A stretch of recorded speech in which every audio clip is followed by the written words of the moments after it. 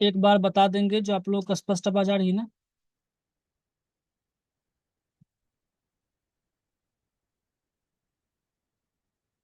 कृपया बता स्पष्ट है देंगे। आवाज।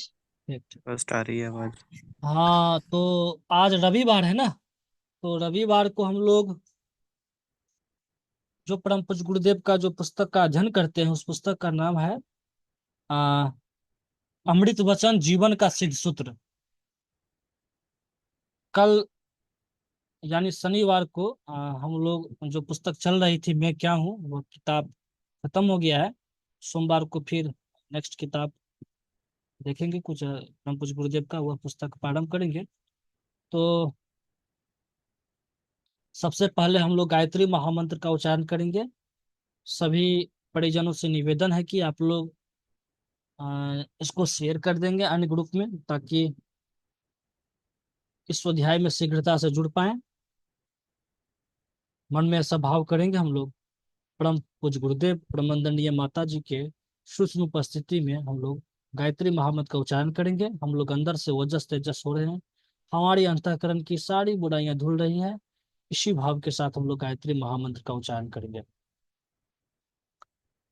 ओम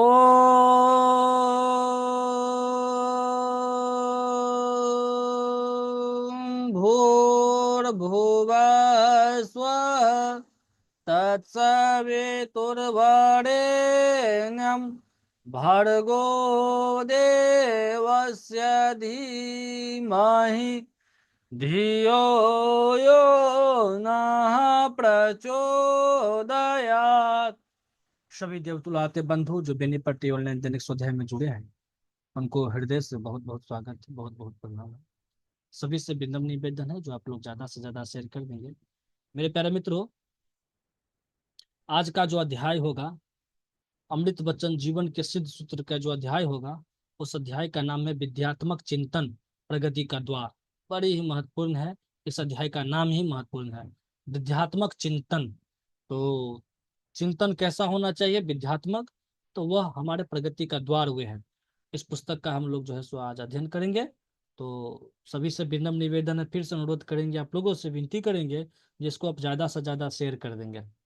एक बार पुनः आग्रह करेंगे, निवेदन करेंगे, जो मुझे बता दीजिए आवाज स्पष्ट आ रही कि नहीं आ रही है। सो जी भैया आवाज स्पष्ट आ रही है। जी जी और थोड़ा धन्यवाद। विद्यात्मक शब्द का स्पष्ट कर दीजिए। अच्छा, विद्यात्मक को स्पष्ट कर दें।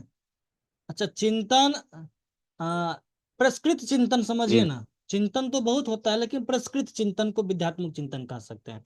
श्रेष्ठ चिंतन को विद्यात्मक चिंतन कह सकते हैं। सकारात्मक चिंतन को विद्यात्मक चिंतन कह सकते हैं। तो वही प्रगति का द्वार है।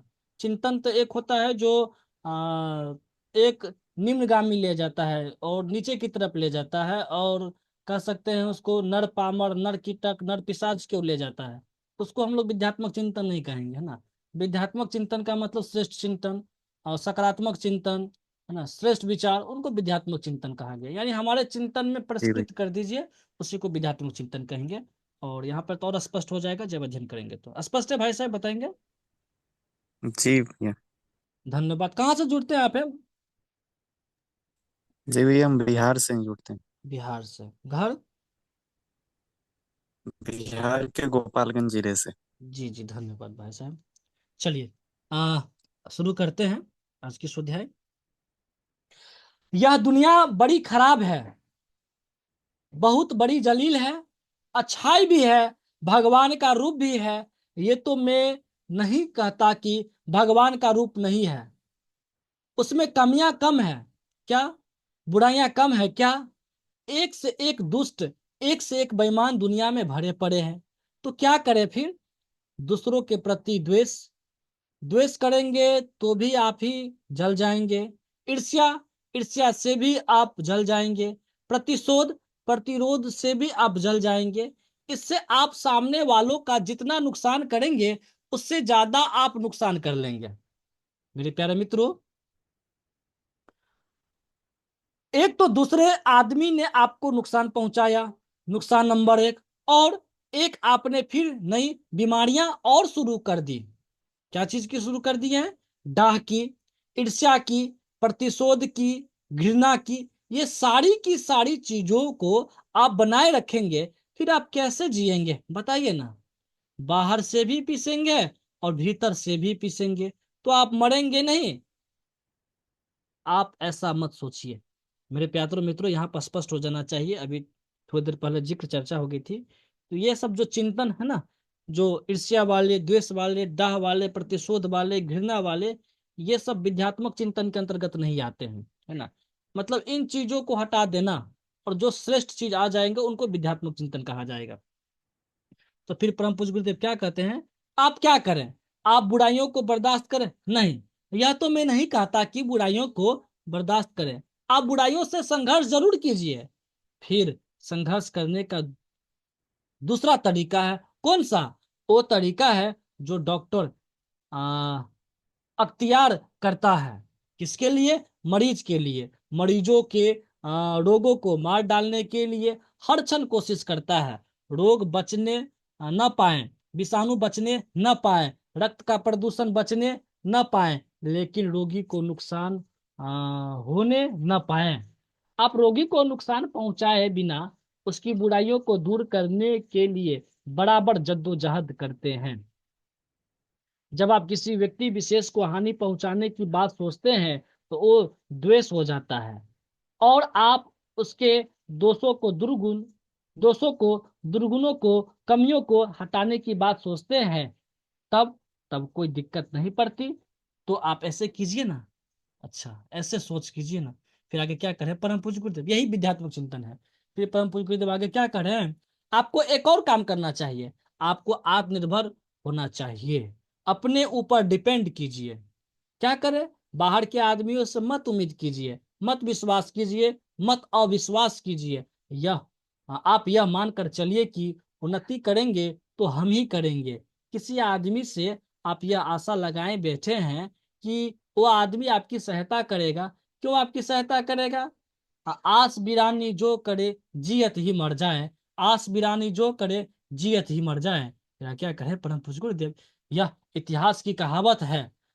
अब ठीक है, वक्त मिल जाएगा तो सहायता भी मिल सकती है, नहीं भी मिल सकती है। और जो भी आप कदम उठाएं, अपने पैरों पर भरोसा रख करके उठाएं। उम्मीद ये करें, ये काम हमको करना है और हम ही करेंगे। अगर आपका यह आत्मविश्वास है, तब तब फिर आपको आत्मनिर्भर व्यक्ति कहा जाएगा। सूरज किसी पर डिपेंड नहीं करता कि हमको कोई अर्घ्य चढ़ाएगा कि नहीं चढ़ाएगा, कि सूरज किसी पर डिपेंड नहीं करता कि हमको कोई अर्घ चढ़ाएगा कि नहीं चढ़ाएगा। हवा किसी पर डिपेंड नहीं करती, किसी की अपेक्षा नहीं करती। चंद्रमा किसी की अपेक्षा नहीं करती, जमीन किसी की अपेक्षा नहीं करती। आप किसी की अपेक्षा मत कीजिए। इसका अर्थ यह नहीं कि आप सहयोगी जीवन न जिए, परस्पर मिलना जुलना न करें। विध्यात्मक चिंतन, जिससे कि आदमी देवता बन जाते हैं। खराब आदमी है, उसको हम अच्छा बनाएंगे, सज्जन बनाएंगे, या क्यों नहीं सोचते हैं? खराब आदमी है, उसको मार डालेंगे, उसकी हत्या कर डालेंगे, या क्यों सोचते हैं? यह मत सोचिए। आप दृष्टिकोण को बदलिए ना। जो कुछ भी आपके पास मिला हुआ है वह कम नहीं है, बहुत मिला हुआ है। आप देखिए ना, जरा दूसरों जानवरों को देखिए ना, कीड़े मकोड़ों को देखिए ना, पशु पक्षियों को देखिए ना, कैसे घिनौनी और कैसी गई बीती और कैसी छोटी जिंदगी व्यतीत करते हैं। फिर आप क्यों ऐसी जिंदगी जिएंगे? हाँ मेरे प्यारे मित्रों, यहाँ पर परम पूज्य गुरुदेव क्या कह रहे हैं, जो बड़ी बहुत ही महत्वपूर्ण ये बात है। जो खराब आदमी है उसको हम अच्छा बनाएंगे, सज्जन बनाएंगे, यह क्यों नहीं सोचते हैं? खराब आदमी है उसको मार डालेंगे, उसकी हत्या कर डालेंगे, यह क्यों सोचते हैं? यह मत सोचिए। मतलब आप अपना दृष्टिकोण को बदलिए। मेरे प्यारे मित्रों, गायत्री परिवार में एक बहुत जोर शोर से कार्यक्रम अ, चलता है। वह विवेकानंद जयंती के दिन होता मतलब हम लोग भी बेनीपट्टी प्रखंड में जेल में गए थे कार्यक्रम करने के लिए। यहाँ पे कारागार है, जेल है, और वहां पे जाकर के हम लोगों ने जाकर के गायत्री परिवार ने, उन्होंने क्या सोचे कि ये जितने भी अपराधी है, तो ये अपराध इसीलिए कर पाया है क्योंकि उसका चिंतन सही नहीं था। अगर उसको चिंतन सही होता तो यह अपराध इतना बड़ा नहीं कर पाता, न उस तरह के उनको सजा मिल पाता। तो गायत्री परिवार ने एक, उनको क्यों, गायत्री परिवार का एक ही उद्देश्य है, मनुष्य में देवत्व का उदय, धरती पर स्वर्ग का अवतरण। तो ऐसा कोई आयाम छोड़े भी नहीं है मिशन का हर एक कार्यकर्ता।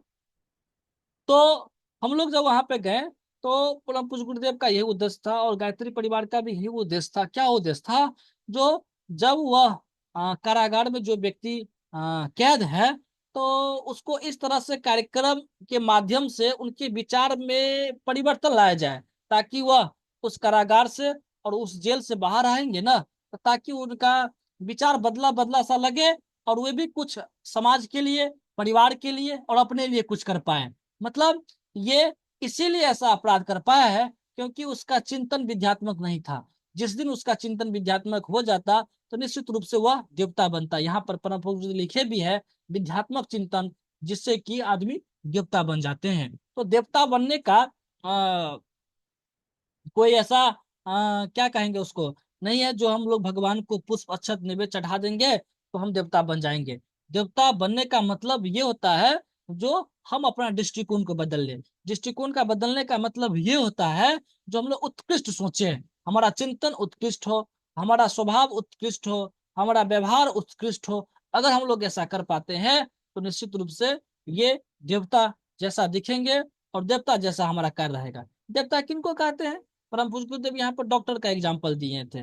डॉक्टर का, डॉक्टर मतलब जो हमेशा जो मरीज उनके सामने आते हैं, जो पेशेंट आते हैं, तो उनको निरंतर जो है आ, बिना भेदभाव का उनका एक ही उद्देश्य रहता है, जो है पेशेंट ये ठीक हो जाए हैं, है ना। तो उसी प्रकार के देवता भी होते हैं ना। देवता का मतलब ये होना चाहिए जो हमारे अंदर में ऐसा गुण कर्म स्वभाव होना चाहिए जो हम अच्छा बनाएंगे, सज्जन बनाएंगे। तो ये चीज सोच पे डिपेंड करता है। अगर मेरा सोच अगर सही रहेगा, चिंतन सही रहेगा, तो चिंतन से व्यवहार बनता है और व्यवहार से फिर क्रिया बनती है, स्वभाव बनता है फिर क्रिया बन जाती है। तो ये पूरा का पूरा डिपेंड किस पे? चिंतन पर है। अगर चिंतन मेरा विद्यात्मक हो जाएगा, परिष्कृत हो जाएगा, तो निश्चित रूप से हमारा कर्म जो भी है वो भी बेहतर होता हुआ चला जाएगा और देवता फिर देवता की तरह जो है सो कार्य करते हुए चलेंगे। तो फिर आगे क्या करें परम पूज्य गुरुदेव, आप लोग बताएंगे? स्पष्ट है ना सभी को?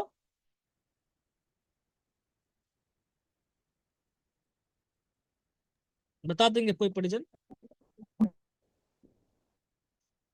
जी स्पष्ट है। जी जी, धन्यवाद।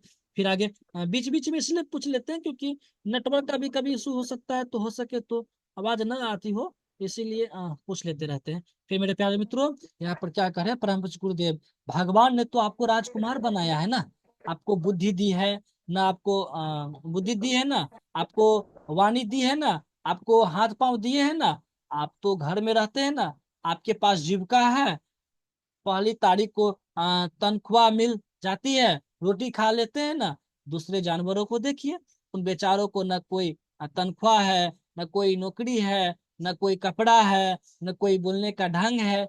इन सब की तुलना में आपको कितना मिला हुआ है। आप इन पर खुशी नहीं मना सकते? आप प्रसन्न नहीं हो सकते? आपके चेहरे पर मुस्कुराहट नहीं आ सकती कि जो हमारी वर्तमान परिस्थितियां हैं उसमें हमको प्रसन्न रहने का हक है? मेरे प्यारे मित्रों, वर्तमान समय में देखेंगे अगर कोई व्यक्ति जो परेशान है ना, तो परेशान का मूल जड़ और मूल कारण यही है, लोगों का चिंतन गिर गया है। चिंतन, क्योंकि लोग सबसे ज्यादा परेशान रहता है तो विचारों के कारण परेशान रहता है निश्चित रूप से। क्योंकि अभी आप देखेंगे तो सफलता का उसका मूल पैमाना ये हो गया है ना, मूल पैमाना सफलता ये हो गया है, जो मुझे मेरा घर है उससे संतुष्ट नहीं है, लेकिन दूसरों से बड़ा मेरा घर है कि नहीं है। मेरे पास मोबाइल है तो ये उससे कोई उसको फर्क नहीं पड़ता है, लेकिन दूसरों से मुझे बड़ा मोबाइल है कि नहीं है, दूसरे से महंगा मोबाइल है कि नहीं है। मेरे पास गाड़ी है तो उससे वह संतुष्ट नहीं है, दूसरों से महंगा गाड़ी है कि नहीं है। यानी सफलता का अभी जो है पैमाना हो गया है प्रतिद्वंदता, प्रतिद्वंदता हो गया है। यही कारण लोग परेशान रहते हैं, यही कारण में परेशान रहते हैं। अगर मेरा ऐसा सोच बदल जाए तो, ऐसा भी परम पूज्य गुरुदेव यहाँ पर बोल रहे हैं। जानवरों को देखिए, वो कैसी स्थिति में रहते हैं, न उनके पास कपड़ा है, न वो उसके लिए बेजुबान जानवर है, सही से बोल नहीं पाते हैं। ये ऐसी घास फूस खा करके वे रहते हैं, हाँ? उसको देख करके हम सोच सकते हैं, क्योंकि भगवान की तो बहुत बहुत धन्यवाद दीजिए उनको, जो मनुष्य का जीवन है तो हम अच्छे खा सकते हैं, अच्छे बोल सकते हैं और योग वाला जीवन जी सकते हैं, स्वाध्याय का जो है सो आनंद उठा सकते हैं। हमारे पास कितनी सारी सुविधाएं हैं, ऐसा सोच करके क्यों नहीं प्रसन्न रह सकते हैं। निश्चित रूप से मेरे प्यारे मित्रों, बहुत ही महत्वपूर्ण आज का स्वाध्याय है। ये चिंतन बहुत बड़ी चीज होती है। अगर हम लोग चिंतन पे कार्य कर पाते हैं तो निश्चित रूप से हमारा जीवन धन हो जाएगा। चिंतन कैसा होना चाहिए? तो विद्यात्मक चिंतन होना चाहिए।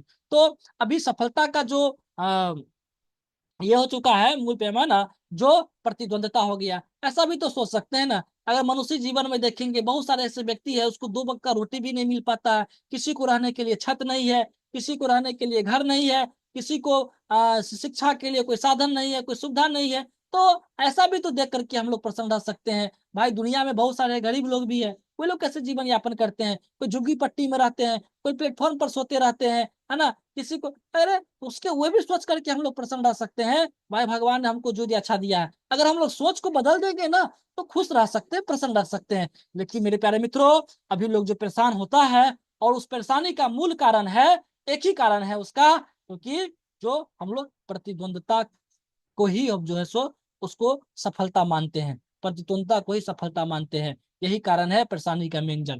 तो 90% परेशानी लोगों का ये इसी से खत्म हो सकता है, अगर हमारा सोच ठीक हो जाएगा तो, अगर हमारा चिंतन सही हो जाएगा तो। निश्चित रूप से मेरे प्यारे मित्रों, इन चीजों पर चिंतन और मनन करने की जरूरत है। सभी को स्पष्ट है? बताएंगे?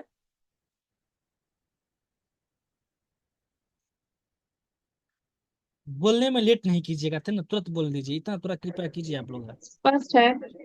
जी जी, है ना। जी जी जी। क्योंकि अभी हम लोग आपस में बातचीत कर रहे हैं ना, ऐसा नहीं है जो हम स्वाध्याय ये है तो ये ऐसा थोड़ी है। हम लोग सब एक समान है कि नहीं है? परम पूज्य गुरुदेव भी कहते हैं, नर और नारी एक समान, जाति वंश सब एक समान है कि नहीं है? सब एक समान है। इसलिए हम लोग एक आपस में बातचीत ही समझिए कर रहे हैं। और बातचीत कैसा कर रहे हैं? तो आध्यात्मिक बातचीत कर रहे हैं। और कैसा बातचीत कर रहे हैं, कैसा चिंतन कर रहे हैं? तो विद्यात्मक चिंतन कर रहे हैं। निश्चित रूप से मेरे प्यारे मित्रों, यह बहुत ही महत्वपूर्ण कार्य है। तो फिर आगे क्या करें? परम पूज्य गुरुदेव, आप तो हमेशा अभावों को सोचते रहते हैं। अभावों को सोचने का अर्थ होता है नरक। देखिए, मिल ही गया हुआ बात। अभावों को सोचने का अर्थ होता है नरक। अभावों को ध्यान में नहीं रखना चाहिए, उसको दूर उसको दू, उसको दूर नहीं करना चाहिए। यह मैं नहीं कहता हूँ, मैं तो यह कहता हूँ, आप हमेशा अपने आप को अभावग्रस्त, दरिद्र और कंगाल मानते बैठे रहेंगे तो आप दरिद्र और कंगाल ही रह जाएंगे। आप मत अपने आप को दरिद्र मानिए और मत अपने आप को कंगाल मानिए। फिर आप ये मान के चलिए कि आप देवता है, देवता हुए तो आप देने में समर्थ है, आपके पास देने को बहुत है। रुपया पैसा हमारे पास कम है, तो पैसा कौन मांग रहा है आपसे? और पैसा देकर के आप भला करेंगे आदमी का? आप दूसरों को प्यार दीजिए ना, आप दूसरों को सम्मान दीजिए ना। देखिए सम्मान की दुनिया कितनी प्यासी है, लोगों को प्रोत्साहन दीजिए ना। देखिए आपका प्रोत्साहन पाकर के छोटे छोटे आदमी क्या से क्या बन सकते हैं। मेरे प्यारे मित्रों, इस पे मुझे फिर जिक्र करने की थोड़ा इच्छा हो गया है। आज लोगों को ये चीज भी देने में कह सकते हैं ये कंजूसी करते हैं। लोगों को आत्मबल मनोबल के लिए मतलब प्रोत्साहन नहीं दे सकते हैं, सही को दिशा नहीं दिखा सकता है। और इसमें भी लोग मतलब इससे लोग को क्या कहें। निश्चित रूप से ये चीजों पे चिंतन मनन होने की जरूरत है। हम ऐसा थोड़ी है जो एक पैसे की दृष्टिकोण से है तो पैसे ही दे सकते हैं। मेरे पास बहुत सारे चीज है, बहुत कुछ दे सकते हैं। वर्तमान समय में देखिए 90% ऐसा तो मिल ही जाएगा। अगर कोई व्यक्ति आगे बढ़ रहा है तो दूसरे व्यक्ति उसको पांव पकड़ के खींचने के लिए तैयार रहते हैं। यही जीवन है क्या? इसी तरह का, इसी से देवता कहलाएंगे हम क्या? हाँ, जो व्यक्ति आगे बढ़ रहा है उसको तो फिर ठपठपा करके आगे बढ़ाने की जरूरत है, उसको प्रोत्साहन देने की जरूरत यहाँ पर है ना, उसको सही दिशा देने की जरूरत है। अगर हम लोग ऐसा कर पाते हैं तो निश्चित रूप से हम लोग इसी जीवन में, इसी काया में जो है सो हमारे जीवन में देवत्व का उदय हो जाएगा। निश्चित रूप से मेरे प्यारे मित्रों, यहाँ पर जो है सो विद्यात्मक चिंतन की बहुत बहुत आवश्यकता है। फिर आगे परम पूज्य गुरुदेव क्या कहते हैं? जो आप मेहनत दीजिए ना, आप लोगों को ये सहानुभूति दे दीजिए ना। देने के लिए कुछ भी कम नहीं है आपके पास देने की। अगर मनोवृत्ति हो तो आप कुछ भी दे सकते हैं। आप 4 रोटी खाते हैं, 3 रोटी खाइए और 1 रोटी बचा दीजिए गरीबों के लिए। फिर आप देखेंगे किस तरीके से आपको शांति मिलती है और किस तरीके से आप प्रसन्नता के नजदीक चले जाते हैं। भगवान का नाम प्यार है। भगवान का नाम क्या है मेरे प्यारे मित्रों? प्यार है। फिर पूज्य गुरुदेव क्या कहते हैं? प्यार आप भीतर पैदा कीजिए ना। जिस दिन आप प्यार पैदा करेंगे उस दिन आपके मन में से एक ही उमंग और ऐसी हिलोड़े उत्पन्न होगी कि आपको कैसे दूसरों की सहायता करनी चाहिए। जब दूसरों की सहायता करने के लिए आमादा होंगे तो आपको अपने में से कटौती करनी पड़ेगी। फिर साधु और ब्राह्मण का जीवन जीना पड़ेगा। ब्राह्मण किफायत सार को कहते हैं, मितव्ययी को कहते हैं, अपरि अपरिग्रही को कहते हैं, स्वल्प संतोषी को कहते हैं। मेरे प्यारे मित्रों, हम लोगों को इस पर चिंतन और मनन करने की जरूरत है। क्या हम लोगों के अंदर में ब्राह्मणत्व वाला जीवन है कि नहीं है? चिंतन कीजिए, मनन कीजिए। फिर आगे परम पूज्य गुरुदेव क्या कहते हैं? आप ब्राह्मण बनिए और भूदेव पृथ्वी के देवताओं में अपने नाम को लगा दीजिए। और संत किसे कहते हैं? परोपकारियों को कहते हैं, लोकहित में लगे हुए आदमियों को कहते हैं, सत्प्रवृत्तियों में अपने आप को खपा देने वाले को संत कहते हैं। आप संत और ब्राह्मण के रूप में अथवा दोनों के संयुक्त जीवन यापन करने के रूप में अगर आप जिए तो मजा आ जाएगा। उम्मीद ऐसी है आप यही करेंगे। आज की बात समाप्त। ओम शांति। मेरे प्यारे मित्रों, यहाँ पर परम पूज्य गुरुदेव कोई जाति विशेष के लिए ब्राह्मण के जिक्र नहीं कर रहे हैं। ब्राह्मण तो कर्म से होता है, ब्राह्मण तो स्वभाव से होता है, ब्राह्मण तो लोग चिंतन से होता है।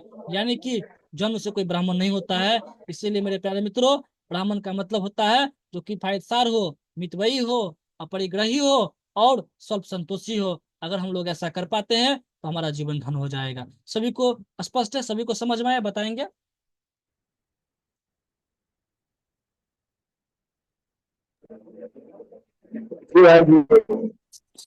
जी।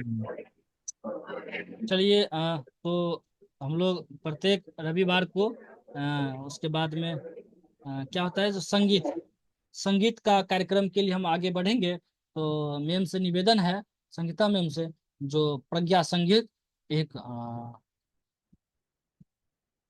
गाएगी। आवाज आ रही है ना मैम? आवाज आ रही है।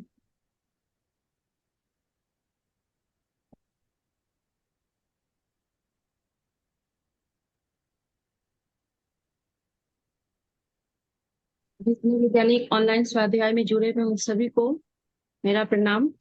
एक संगीत है गुरुवर तुम ही बता दो, तो आज उसी को हम लोग करेंगे। आवाज स्पष्ट है? बता देंगे। हाँ हाँ, आ रही है, अच्छी से आवाज आ रही है। हाँ हाँ, ठीक है।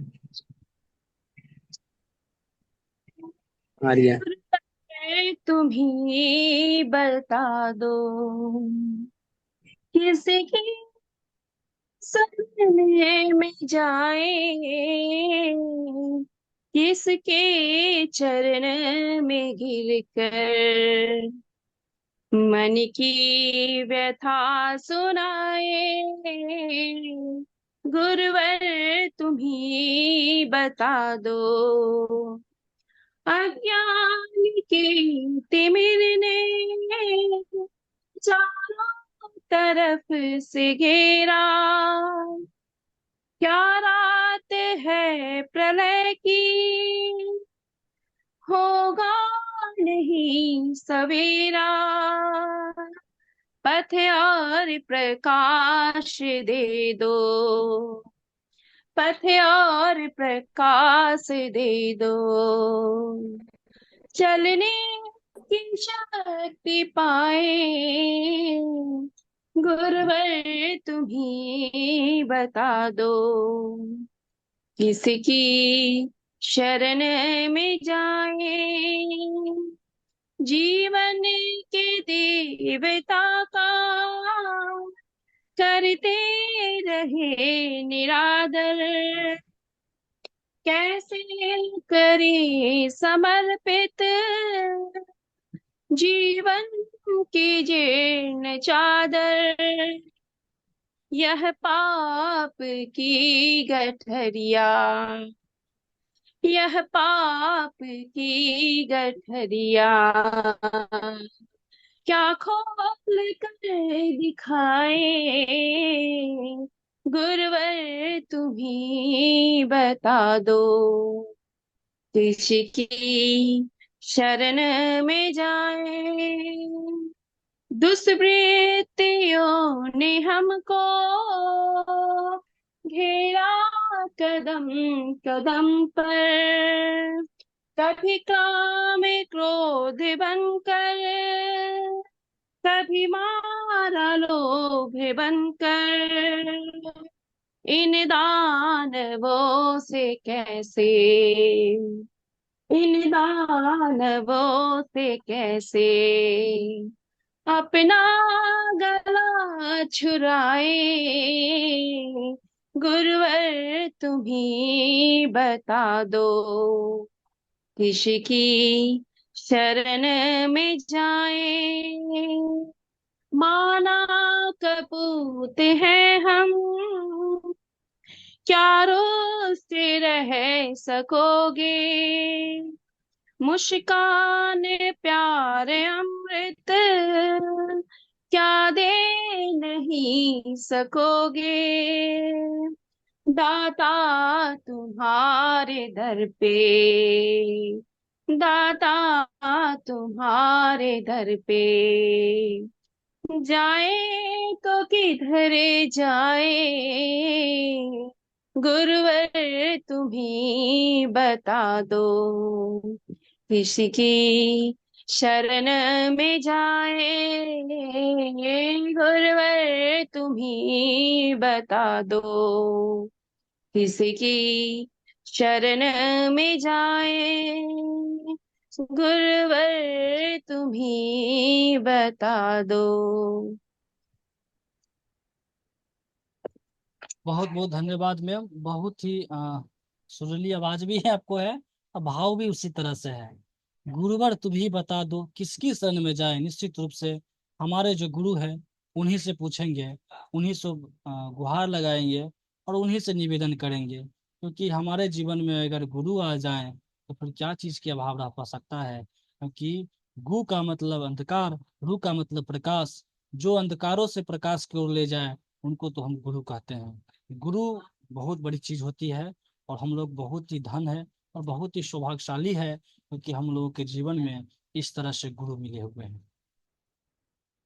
एक और संगीत है, तो मुझे इच्छा है जो एक संगीत हम खुद जो है एक रखे हुए हैं, उसके बाद फिर टाइम बचेगी तो फिर मैम को अनुरोध करेंगे। मैम आप लोग बताएंगे, स्पष्ट आवाज आ रही है ना?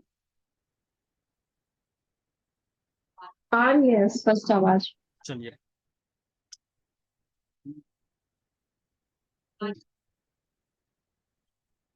ब्रह्म कमंडल से धरती पर उतर सुरसरी आई, नवयुग के शंकर ने जिसके लिए जटा फैलाई।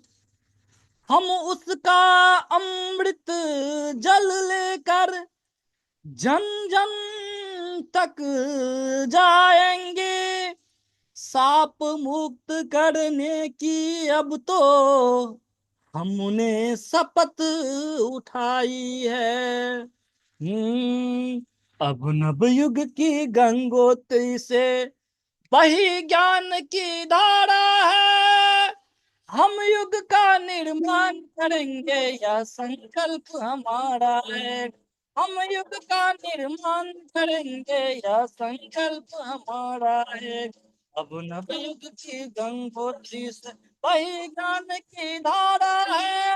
हम युग का निर्माण करेंगे, यह संकल्प हमारा है। पुरुषत्ता ने थकी मुझता को नूतन से श्वास दिया। पतितों के उद्धार के लिए उनने सदा प्रयास किया। पुरुषत्ता ने थकी मुझता को नूतन से श्वास दिया।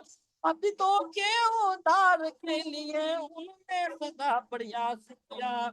उनके ही कारण सत्ता का हमको सतत सहारा है। युग का निर्माण करेंगे, यह संकल्प हमारा है। हम युग का निर्माण करेंगे, यह संकल्प हमारा है दीपक की तरह जले हम करने युग निर्माण चले। चलती हुई मशाल हाथ में लेकर अमर निशान चले, है दीपक की तरह जले हम करने युग निर्माण चले। चलती हुई मशाल हाथ में लेकर अमर निशान चले, आज असुरता के विनाश को चमका यही बुझारा है, आज असुरता के विनाश को चमका यही बुझारा है। युग का निर्माण करेंगे यह संकल्प हमारा है, हम युग का निर्माण करेंगे यह संकल्प हमारा है। मेरे प्यारे मित्रों, धरती के कोने कोने में गली गली में जाएंगे, तपी हवाओं से मुक्ताई कली कली बिकसाएंगे। धरती के कोने कोने में गली गली में जाएंगे, तपी हवाओं से मुरझाई कली कली बिकसाएंगे। गुरु का चिंतन दुखी मनसा की शीतल रस धारा है। ध्यान से सुनिए मेरे प्यारे मित्रों, यहाँ पर क्या है? गुरु का चिंतन दुखी मनसा की शीतल रस धारा है, हम युग का निर्माण करेंगे यह संकल्प हमारा है, हम युग का निर्माण करेंगे यह संकल्प हमारा है। अंतिम लाइन क्या है? नया ज्ञान का सूर्य उगेगा, तिमिर नहीं रह पाएगा, मानव में देवत्व दिखेगा, स्वर्ग धरा पर आएगा। नया ज्ञान का सूर्य उगेगा, तिमिर नहीं रह पाएगा, मानव में देवत्व दिखेगा, स्वर्ग धरा पर आएगा। अंधकार कितना ही हो पर सूरज कभी सहारा है, का निर्माण करेंगे यह संकल्प हमारा है, हम युग का निर्माण करेंगे यह संकल्प हमारा है। अब नव युग की रंगोली से वही ज्ञान की धारा है, नव युग की रंगोली से वही ज्ञान की धारा है, हम युग का निर्माण करेंगे यह संकल्प हमारा है, हम युग का निर्माण करेंगे यह संकल्प हमारा है, हम युग का निर्माण करेंगे यह संकल्प हमारा है। मेरे प्यारे मित्रों, अब टाइम भी 2 ही मिनट बचा हुआ है, आप लोग कुछ कहना चाहते हैं, बताना चाहते हैं तो कहिए। बहुत ही मधुर वचन।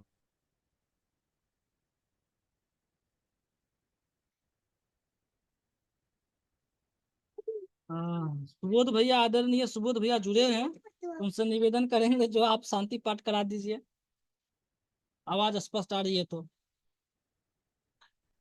या कुछ कहना चाहते हो तो बताएं, टाइम अभी 2 मिनट है।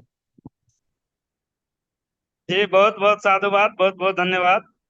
क्षमा चाहते हैं कि आज आपका फोन रिसीव नहीं कर पाए, हम किसी कार्यक्रम में व्यस्त थे, शक्तिपीठ पढ़े। आइए, सभी लोग बहुत ही सुंदर संगीत का श्रवण किए, संगीता दीदी के माध्यम से भी और दीपक बाबू के माध्यम से भी। हम सब अपने अंतरात्मा में इस संगीत के महत्व को अपने आत्मा में धारण करें, इस कामना भावना के साथ। आइए, आज के इस स्वाध्याय टीम से जो हम सबको प्राप्त हुआ उसको अपने अंतरात्मा में धारण करें।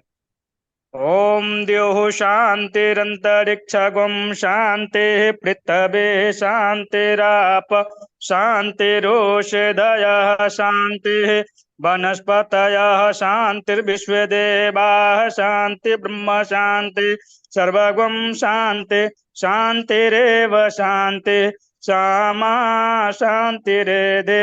ओम शान्तिः शान्तिः शान्तिः सर्वारिष्टः सुशांतिर्भवतु। सभी को प्रणाम, सभी को धन्यवाद, सभी को शुभ रात्रि। हम लोग कल फिर इसी समय पर 7 बजे